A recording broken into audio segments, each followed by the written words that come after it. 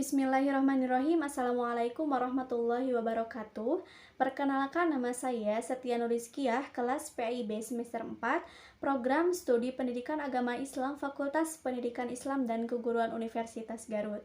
Nah, di video kali ini saya akan menjelaskan tentang makna tata krama, sopan santun, dan rasa malu untuk memenuhi salah satu tugas materi PAISLTP yang diampu oleh Dr. Hajah Nenden Munawaroh MPDI.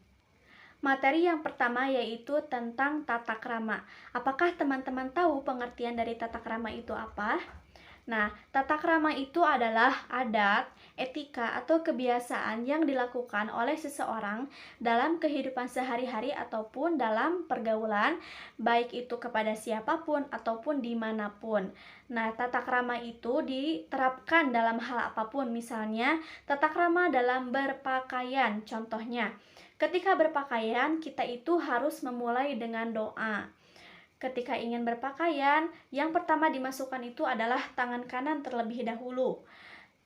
Memakai pakaian yang menutup aurat, rapih, bersih, dan juga sopan. Yang selanjutnya yaitu ada tata krama dalam pergaulan.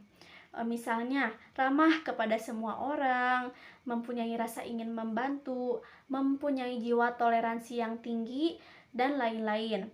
Contoh selanjutnya yaitu ada tata krama dalam perjalanan. Contohnya seperti mengawali perjalanan itu dengan niat yang baik, membaca doa terlebih dahulu, terus membawa bekal yang cukup, melakukan sikap sopan selama dalam perjalanan. Contoh dari tata krama itu masih banyak ya, ada tata krama menerima tamu dan bertamu, ada tata krama di sekolah, dan lain-lain. Adapun manfaat dari tata krama, yang pertama menjadi pribadi yang disegani, dihormati, dan disenangi oleh orang lain. Yang kedua, mudah diterima oleh orang lain dan bisa berhubungan baik dengan orang lain.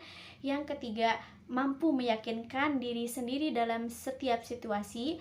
Yang keempat, menjadi pengaruh yang baik dalam keluarga, masyarakat, dan juga sekolah. Materi selanjutnya yaitu tentang sopan santun. Sopan itu adalah tertib, menurut aturan, takjim, hormat, dan beradab. Sedangkan santun itu adalah sikap yang baik dan halus budi bahasa disertai dengan tingkah laku. Jadi dapat disimpulkan bahwa sopan dan santun itu adalah sikap, perbuatan baik, tingkah laku yang baik dan halus disertai dengan sikap menghormati orang lain dalam kehidupan sehari-hari ataupun dalam pergaulan. Nah, sikap sopan santun ini sangat penting diterapkan dalam kehidupan sehari-hari.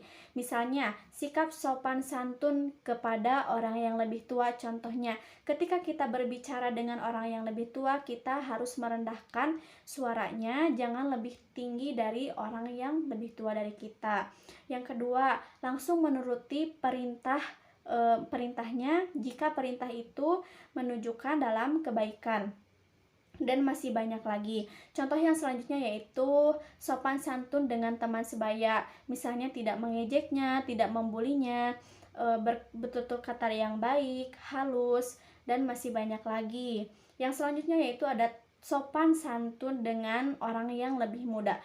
Kita terhadap orang yang lebih muda harus bisa menyayangi, mengayomi, dan membimbingnya. Adapun manfaat dari sopan santun, yang pertama, dicintai oleh Allah, menjadi manusia yang mencontoh perilaku Rasulullah. Yang ketiga, mudah diterima dalam pergaulan. Yang keempat, menabung amal kebaikan. Yang kelima, tidak mudah diganggu oleh orang lain. Materi yang terakhir yaitu rasa malu. Malu itu menahan diri dari hal-hal yang jelek, kotor, hina, dan juga tercela. Adapun sifat malu itu sangat penting untuk dimiliki oleh setiap muslim, sebab malu itu mendatangkan kebaikan bagi dirinya. Malu juga bisa dikatakan sebagai manifestasi keimanan. Nah, orang yang bisa menjaga rasa malu atau memiliki rasa malu itu bisa disebut dengan orang yang memiliki kesempurnaan akhlak. Untuk macam-macam sifat malu, yang pertama ada malu kepada Allah.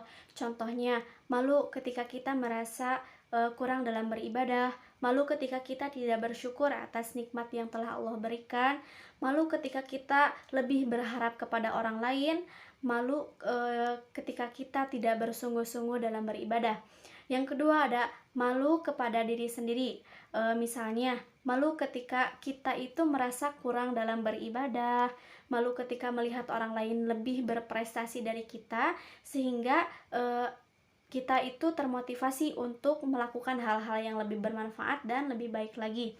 Yang ketiga ada malu kepada sesama manusia. Contohnya seperti malu ketika kita berbuat zalim dan mengambil hak orang lain. Adapun untuk manfaat dari malu, dari rasa malu itu, yang pertama, malu itu merupakan sunnah para nabi dan rasul. Malu itu merupakan manifestasi dari keimanan seseorang. Yang ketiga, malu itu merupakan perilaku terpuji. Yang keempat, malu itu mengajak ketaatan dan menjauhi larangan-larangan yang telah ditentukan oleh Allah. Baik, sekian materi yang dapat saya sampaikan. Mohon maaf masih banyak kekurangan. Semoga bermanfaat khususnya untuk saya dan umumnya untuk teman-teman semua. Wabillahi taufik wal hidayah. Terima kasih banyak. Sebelumnya, wassalamualaikum warahmatullahi wabarakatuh.